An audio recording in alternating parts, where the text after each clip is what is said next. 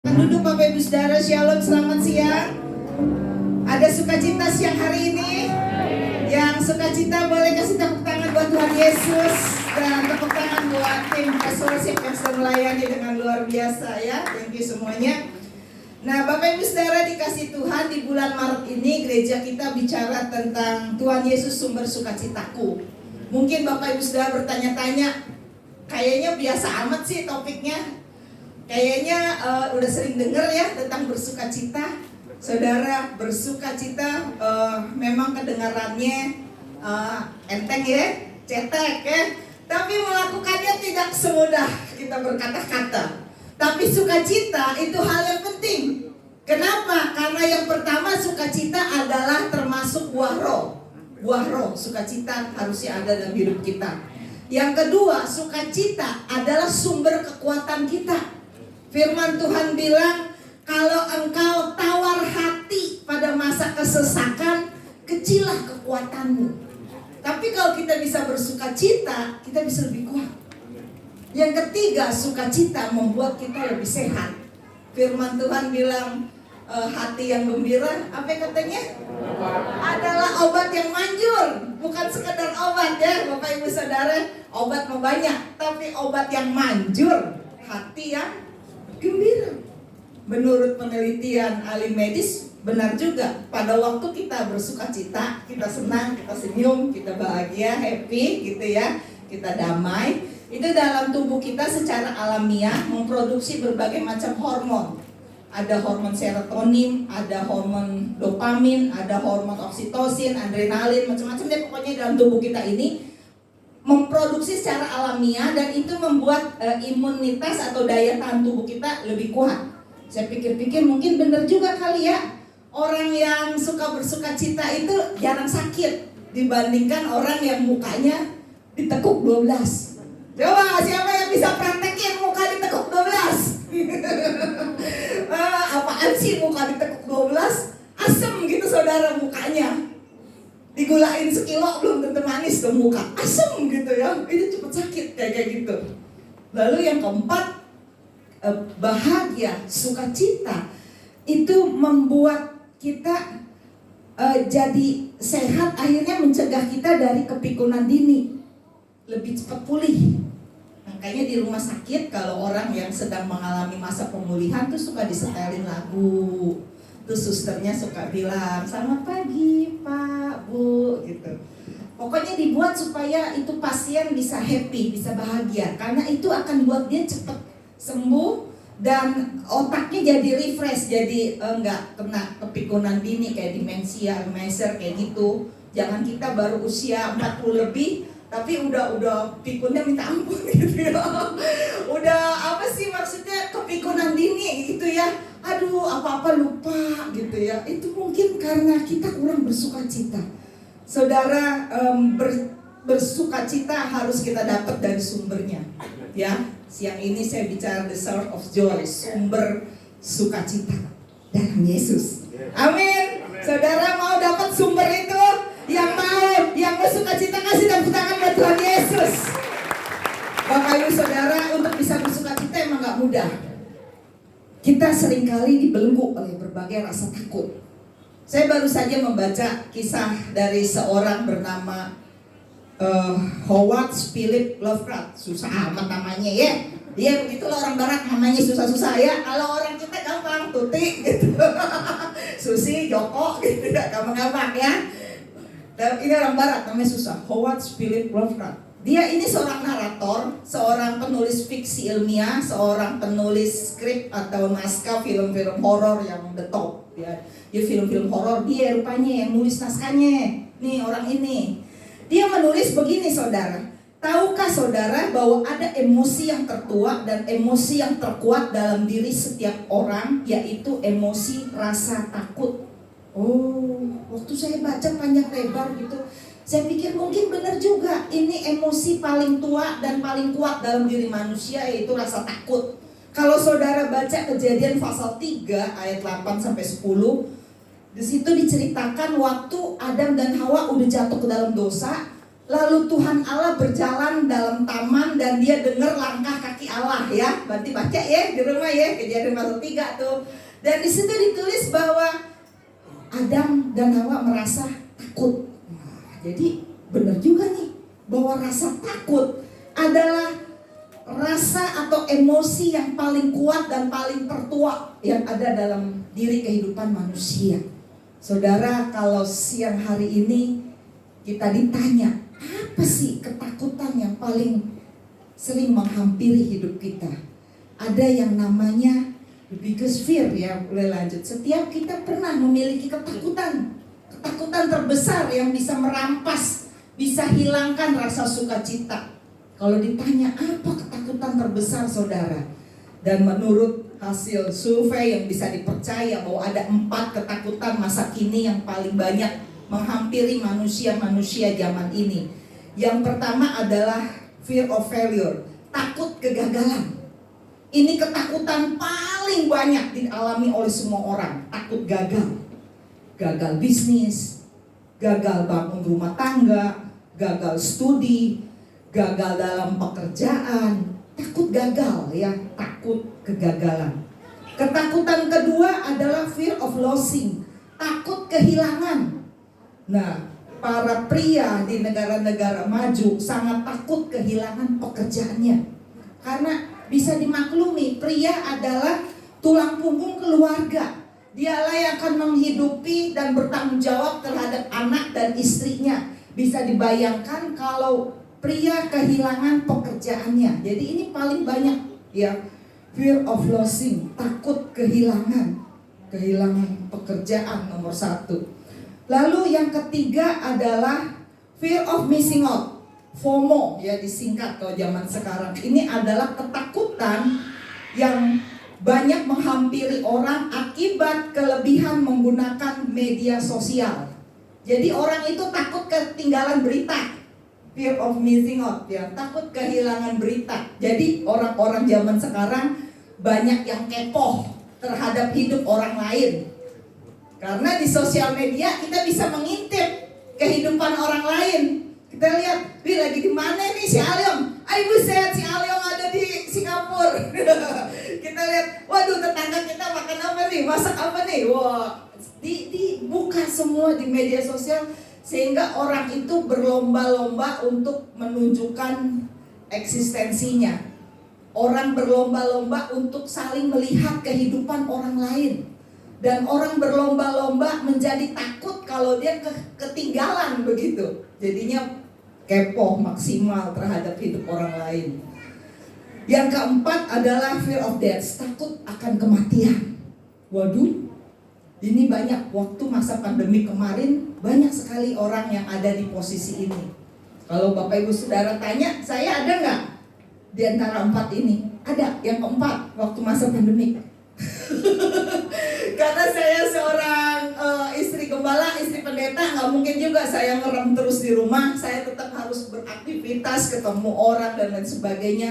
Dan saya bilang, Tuhan, kalau saya gugur di ladang ini, saya titip suami, anak-anak dan jemaat ya Tuhan. Tapi saya siap. Karena jujur saja banyak rekan-rekan hamba Tuhan, orang-orang yang saya kenal dalam sekejap langsung take off. Langsung beritanya berpulang dengan begitu cepat gitu. Sehingga fear of death ini menghampiri banyak orang. Inilah 4 ketakutan yang banyak merampas sukacita orang di akhir zaman ini. Nah, Bapak Ibu Saudara, berita baiknya adalah jangan takut. Karena Tuhan tidak memberikan kita roh ketakutan, tetapi roh yang membangkitkan ketertiban dan kasih dan kekuatan. Amin. Kita tidak boleh takut di dalam Tuhan. Tetap bersukacita dalam Tuhan. Kita akan lihat firman Tuhan dari Mazmur 126. Kita baca ayat 1 sampai 6. Saya sudah sediakan di situ ya. Pengharapan di tengah-tengah penderitaan. Nyanyian Ziarah. Ketika Tuhan memulihkan keadaan Sion, keadaan kita seperti orang-orang yang bermimpi. Pada waktu itu mulut kita penuh dengan tertawa, lidah kita dengan sorak-sorai. Pada waktu itu berkatalah orang di antara bangsa-bangsa, Tuhan telah melakukan perkara besar kepada orang-orang ini. Tuhan telah melakukan perkara besar kepada kita, maka kita bersukacita. Lanjut slide-nya. Pulihkanlah keadaan kami ya Tuhan, seperti memulihkan batang air di tanah Negeb. Lanjut. Orang-orang yang menabur dengan mencucurkan air mata akan menuai dengan bersorak-sorai. Orang-orang yang berjalan maju dengan menangis sambil menabur benih pasti pulang dengan sorak-sorai sambil membawa berkas-berkasnya. Bapak Ibu jemaat yang dicintai Tuhan, Mazmur 126 ini sering juga disebut Song of the Joy, nyanyian kesukaan. Padahal Mazmur 126 ini ditulis bukan pada saat keadaan yang baik. Mazmur 126 ini ditulis pada saat umat Tuhan kembali dari pembuangan selama 70 tahun di Babel, ya. Babilonia kuno itu kalau menurut ahli sejarah ada di kawasan dekat Mesopotamia, sono Irak dan Suriah, jauh dari Poris. Tapi memang sejarah mencatat demikian, karena dosa dan pemberontakan umat Tuhan, Tuhan mengizinkan mereka masuk dalam masa pembuangan, dibawa sebagai tawanan ke Babel. Dibawa sebagai tawanan itu gak enak banget saudara, menderita banget, sengsara banget, dan serem banget kalau kita baca bukti-bukti historikal pembuangan ke Babel itu saudara. Dan pada waktu itu Babel ditaklukkan oleh Asyur dan Raja Koresi Agung mengeluarkan satu dekret atau ketetapan bahwa semua orang-orang yang ada di bawah penjajahan Babel, ya, yang tawanan orang Babel, semua diizinkan untuk pulang ke tanah airnya masing-masing. Dan ini umat Tuhan pulang dan mereka tulis Mazmur 126 ini, Song of the Joy, Aliyah Ralel kalau bahasa sananya. Saudara, dari ayat-ayat ini kita melihat bahwa di tengah-tengah penderitaan pun, di tengah-tengah kesengsaraan pun, kita diajar untuk bisa tetap bersukacita dalam Tuhan. Ini bedanya sukacita kita dengan sukacita yang di luar sana. Kalau di luar sana sukacita ya tergantung keadaan, ya. Kalau semua serba baik bisa sukacita. Kalau semua serba gede bisa sukacita. Punya rumah gede, punya mobil gede, punya istri gede, ya sukacita. Tapi pada waktu semua kosong, aduh perut kosong, otak kosong, dompet kosong, stres, tidak bisa sukacita lagi. Tapi sukacita adalah sebuah pilihan. Kita memilih untuk tetap bersukacita. Saudara yang dikasihi Tuhan, ada 3 alasan mengapa kita harus memilih untuk tetap bersukacita.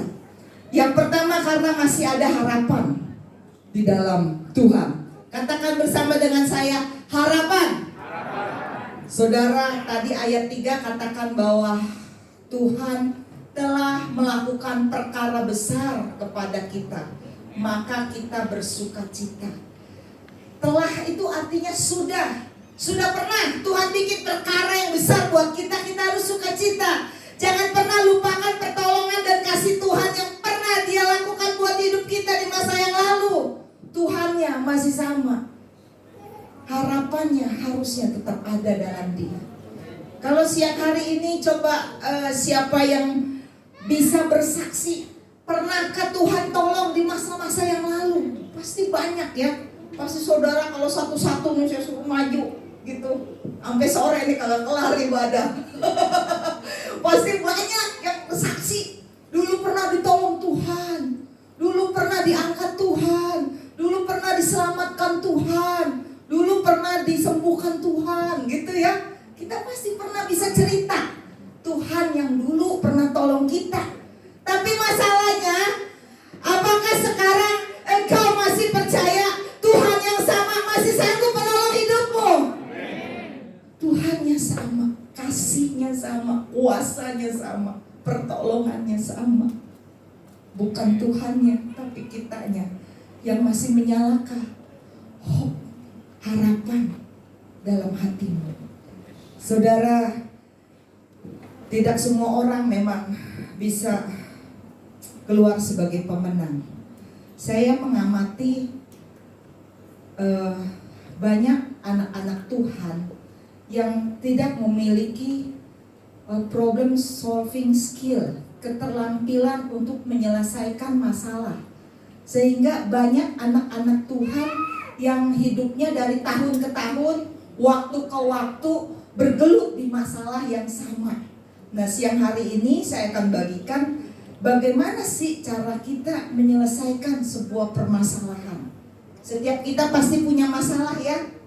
Pastilah, masih hidup kok. Coba lihat kanan kirinya. Masih hidup, pasti masih punya masalah. Yang pertama, kalau kita punya masalah, kita harus bisa identifikasikan masalah itu. Ini masalah apa nih? Pekerjaankah? Pelayanankah? Masalah rumah tanggakah? Masalah sakit penyakitkah? Masalah dalam ekonomi kah? Apa nih? Kita identifikasiin dulu nih masalah. Setelah kita identifikasikan ini masalah, kita baru pikir penyebabnya. Ini masalah disebabkan oleh siapa nih? Kalau masalah disebabkan oleh diri kita sendiri, ya bertobatlah, mumpung masih ada kesempatan. Kalau masalah disebabkan oleh orang lain, imbas, kita kena imbas. Ada juga kayak gitu tuh. Orang yang buat salah, kita kena imbas. Itu namanya imbas dari kesalahan orang lain. Ya kita harus minta hikmat Tuhan, harus minta kesabaran dan hikmat Tuhan juga supaya kita bisa kuat. Terus kalau masalah ada juga yang ketiga, diizinkan Tuhan. Ada masalah yang memang diizinkan oleh Tuhan terjadi. Nah ini kita bisa minta kekuatan dari Tuhan, minta hikmat. Yang keempat, bisa juga masalah dari serangan kuasa kegelapan, kuasa syaitan yang terkutuk. Kalau dari kayak gitu gimana? Ya lawan, tangking. Ya firman Tuhan bilang lawanlah iblis maka ia akan lari daripadamu. Lawan. Jadi kita mesti bisa pikir, ini disebabkan oleh apa nih? Setelah pikir kayak gitu, lalu mulai carilah data, keterangan, pengalaman orang lain, sehingga kita bisa punya pilihan-pilihan solusi, pilihan-pilihan jalan keluar. Udah banyak gitu, ambil satu jalan keluar. Nah, pikirkan juga resiko terburuknya apa. Misalnya masalah sakit penyakit misalnya, resiko terburuknya apa nih kalau saya ambil solusi yang ini. Masalah rumah tangga misalnya, resiko terburuknya apa nih kalau saya ambil solusi yang ini. Pikir baik-baik, pikir matang-matang, ambil keputusan. Setelah dijalankan, evaluasi. Kalau masih gagal, cari solusi yang lain, berdoa lagi di hadapan Tuhan. Nah ini jarang diajarkan. Banyak kita hanya diajarkan berdoa saja, ada masalah. Tunggu dulu, masalahnya apa dulu? Puasa aja puasa. Tunggu, masalahnya apa dulu? Ya berdoa puasa harus, kita anak Tuhan harus itu. Tapi kita juga punya akal budi. Ya, karena ada orang-orang yang pernah kami layani, minta doa, minta puasa, tapi dia punya masalah yang diakibatkan oleh diri dia sendiri. Dia sendiri nggak mau bertobat. Saya bilang saya nggak mau. Nggak bisa selesai itu mah sampai Tuhan Yesus datang juga. Harus kamunya bertobat, baru berdoa, berpuasa, baru bisa selesai itu masalah. Ya jadi problem solving skill ini harusnya kita terapkan dalam kehidupan kita. Nah saudara, beberapa hari yang lalu mungkin Bapak Ibu Saudara baca berita ya, ada seorang mahasiswi usia 21 tahun yang 3 hari lagi katanya mau diwisuda ya. Tapi mahasiswi ini mengakhiri hidupnya dengan lompat dari apartemen Kebayoran Baru, Jakarta Selatan dari lantai 18. Waktu saya baca berita ini saya syok juga ya, aduh kasihan juga ya.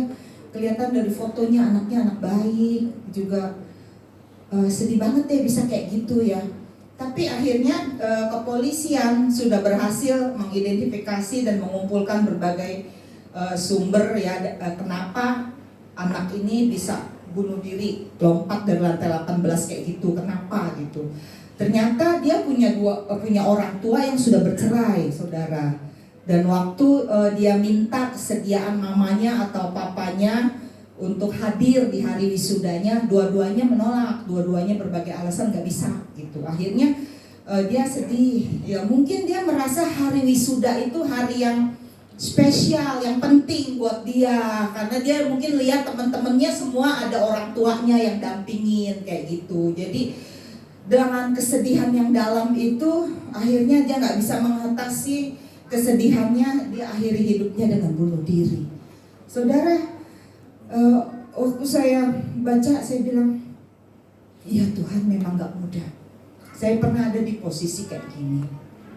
Jadi waktu saya lulus SD, orang tua saya bilang sudah tidak sanggup untuk menyekolahkan saya, karena mereka berpikir anak perempuan lah, kagak usah sekolah tinggi-tinggi, yang penting bisa baca, kamu bisa nulis, kerja di dapur, bikin sambal, udah cukup kayak begitu, saudara ya. Jadi dari SMP sampai SMK pada waktu itu saya sekolah sendiri, daftar sendiri, bayar sendiri, sampai lulus pun orang tua nggak tahu saya sekolah di mana. Ada masa-masa yang paling sedih ketika pembagian rapot gitu ya. Saya lihat anak-anak yang lain ada orang tuanya. Saya bisa nangis gitu ya kalau melihat ada orang tua yang tuntun anaknya loh ke kelas gitu. Ada seorang papa atau seorang mama yang bisa jalan berdua sama anaknya. Terus kalau di gereja saya lihat ada anak yang ada orang tuanya di gereja, saya juga nangis, bisa nangis loh. Saya rasakan juga nih yang bunuh diri begini. Saya bilang, Tuhan, saya merasakan kesedihannya. Saya pernah ada di posisi itu, merindukan kasih dan kehadiran orang tua. Itu sangat menyedihkan. Saya tahu Tuhan, tapi saya bersyukur, hope saya di dalam Tuhan, harapan saya di dalam Tuhan tidak pernah padam. Karena saya mengenal Allah yang hidup. Saya mengenal Tuhan di atas segala Tuhan. Tuhan Yesus Kristus namanya. Masih ada jalan Bapak Ibu Saudara. Jangan hilang harapan. Jangan putus pengharapan. Amin. Tidak boleh ada jemaat GBI Betani di tempat ini yang melakukan aksi bunuh diri. Tidak boleh, dijauhkan dalam nama Yesus. Saya sering berdoa, dijauhkan Tuhan. Apapun masalah penderitaan yang mereka hadapi, saya berdoa dalam nama Tuhan Yesus Kristus, tidak ada jemaat Tuhan yang mati dengan cara bunuh diri. Tidak ada. Saya tangking penolakan roh bunuh diri dalam nama Tuhan Yesus. Saya sering doakan saudara kayak gitu. Saudara, yang kedua, mengapa kita harus tetap bersukacita di dalam Tuhan? Karena ada restoration, ada pemulihan di dalam Tuhan. Saudara, ayat 4 katakan, pulihkanlah keadaan kami ya Tuhan, seperti Engkau memulihkan batang air kering di tanah Negeb. Tanah Negeb ini sebelah selatan Israel yang dulu Abraham tinggal. Pernah mengalami masa-masa kekeringan yang parah dan tidak ada tumbuh-tumbuhan yang bisa tumbuh, hasil panen gak ada. Akhirnya Bapak Abraham hijrah, pindah ke Mesir ya, tanah Negeb gitu, digambarkan kayak gitu. Saudara, karena dosa dan pemberontakan, Tuhan mengizinkan umatnya masuk dalam masa pembuangan di Babel. Bait Allah dihancurkan, semua peralatan, semua yang berharga di bait Allah semua dijarah, dirobohkan oleh orang-orang Babel. Tapi Tuhan menjanjikan pemulihan. Saudara, hari-hari ini mungkin kita ada dalam keadaan seperti tanah Negeb ini. Kering, Bu Tuti. Apanya yang kering? Semuanya lah. Muka saya kering, dompet saya kering. Kering katanya. Ya, gimana ya? Jangan putus asa. Ada pemulihan dalam Tuhan. Amin. Saudara, saya dulu di tempat pelayanan yang lama pernah menjabat ketua departemen kaum wanita. Waktu itu baru pertama-tama minggu-minggu awal saya dilantik di tempat pelayanan yang lama itu, sebuah ladang Tuhan yang cukup besar. Lalu saya mulai menyusun staf-staf yang membantu dalam departemen itu. Dan saya mulai berdoa, Tuhan, saya membutuhkan orang yang bisa membantu saya untuk membesuk jemaat yang kaum wanita ya. Karena saya jadi orang kagak bisa naik motor, kemana-mana naik ojek gitu ya. Kagak bisa juga kendarain mobil gitu ya. Aduh Tuhan, susah nih Tuhan. Lama setelah berdoa kayak gitu, terus ada seorang ibu yang menghadap ke saya di kantor. Dia bukannya mau membantu pelayanan, tapi dia mau minta doa. Karena ibu ini rupa-rupanya terkena penyakit yang sangat berat ya. Ibu ini seorang bos gede nih, dia punya pabrik garment saudara. Ya waktu itu aja dia baru beli rumah di perumahan mewah, terus baru beli Honda Jazz terbaru tahun itu ya. Memang orangnya hebat nih ibu bos. Tapi dia menangis menghadap saya. Dia ceritakan penyakitnya, dia sudah berobat ke Singapura, ke Malaysia. Dia kasih resume itunya, penyakitnya. Dia bilang, Ibu Tuti bantu saya doa. Kata dokter umur saya 4 bulan lagi Bu, 4 bulan lagi Bu. Dia nangis begitu ya. Ya saya dengerin ya, lalu saya bilang, Bu, hidup dan mati di tangan Tuhan. Orang yang sakit belum tentu mati. Orang yang sehat belum tentu hidup. Hidup dan mati di tangan Tuhan Bu. Sudahlah Ibu, ayo kita berdoa. Ibu berobat yang maksimal. Sekarang Ibu masuk yuk dalam tim saya. Ibu bantu dalam tim pembesukan ya. Bu Tuti ada-ada aja. Masa orang sakit membesuk orang sakit? Kalau mau cari staf yang mau bantu pelayanan, mau yang sehat-sehat, kata gitu. Maksud saya 4 bulan lagi Bu, umur saya. Ya justru itu. Pelayanan paling besar yang paling bisa berdampak adalah pelayanan dari orang yang pernah ada di posisi yang sama. Kayak begitu. Saya tidak mungkin bisa melayani mantan-mantan narkoba misalnya. Kurang begitu berdampak karena saya nggak pernah ada di situ, gitu. Tapi kalau orang yang dulu pernah mengalami, lalu dia bertobat jadi hamba Tuhan, dia melayani lebih berdampak, begitu. Oh begitu ya Bu Tuti ya, siap dah kalau begitu. Jadi hari apa Bu saya harus sediakan waktu? Hari Rabu ya. Jadi setiap hari Rabu saudara, saya dengan ibu bos itu tinggal duduk manis saya mah. Dia yang nyetir kemana siap ya, mau ke rumah duka, mau ke rumah sakit ya, ampe bawaan buat besuknya aja dia yang beliin. Pokoknya saya mah duduk manis doang, udah Tuhan sediakan sampai kayak gitu. Setiap hari Rabu ada rapat kaum wanita ya, ada latihan kaum wanita, kita besuk wanita-wanita yang encim-encim di gang-gang kecil, nggak bisa pakai mobil, naik ojek. Ongkos ojeknya pun saya dikasih sama ibu itu. Naik 2 ojek, abangnya udah siap, udah dibayar, tinggal nemplak doang. Wah, hebat ya Tuhan ya. Hebat, pulang pergi udah dibayar sama si ibu itu. Wah, saudara, hari berlalu berganti hari. Rabu berlalu berganti hari Rabu. Tahu-tahu udah 1 tahun ibu itu bersama dengan saya.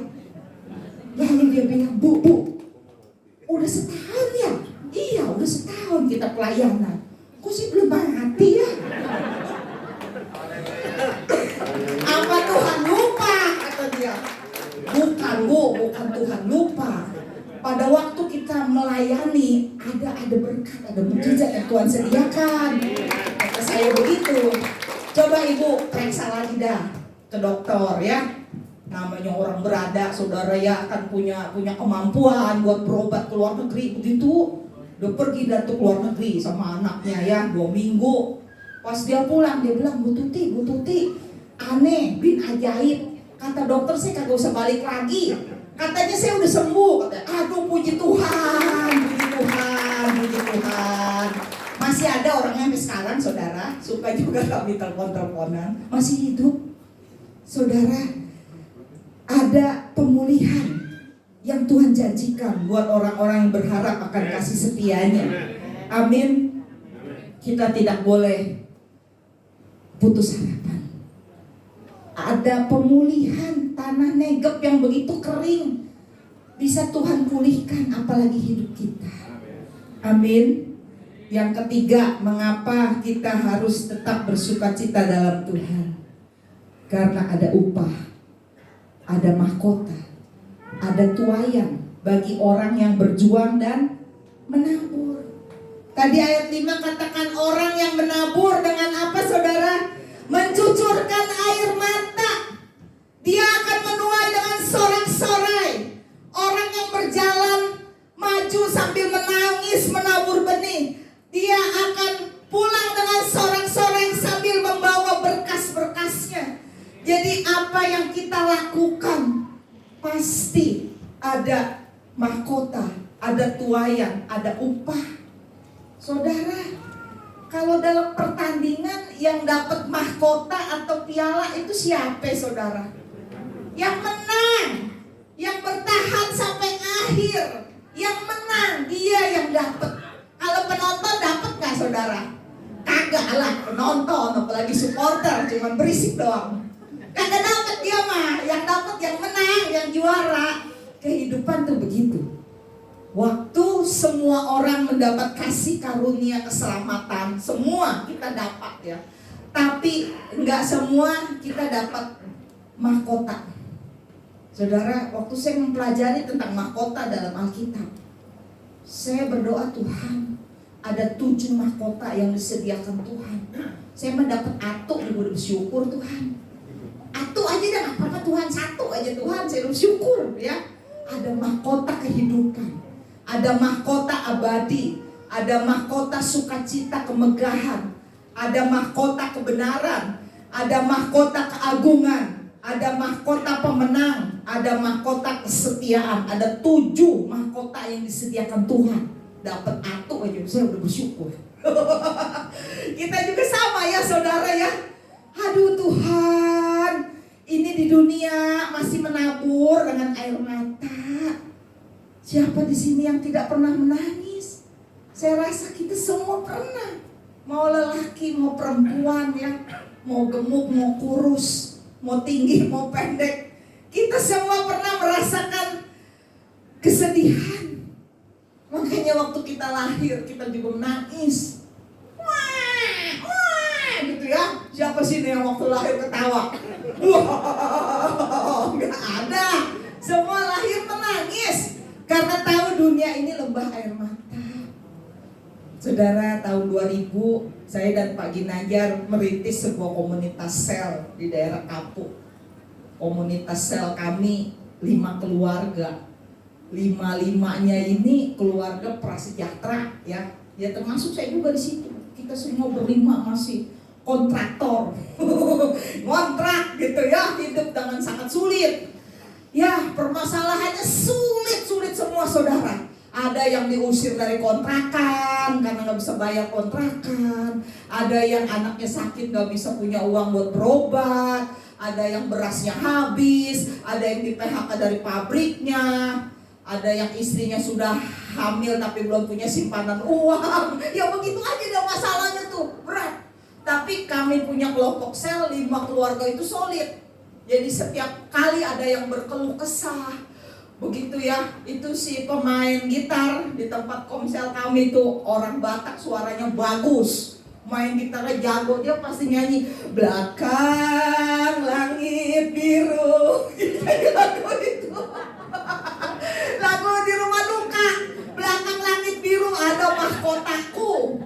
Ya ilah, saya bilang komsel yang lain mah lagu wajibnya bagus-bagus. Kenapa komsel kita lagunya belakang langit biru?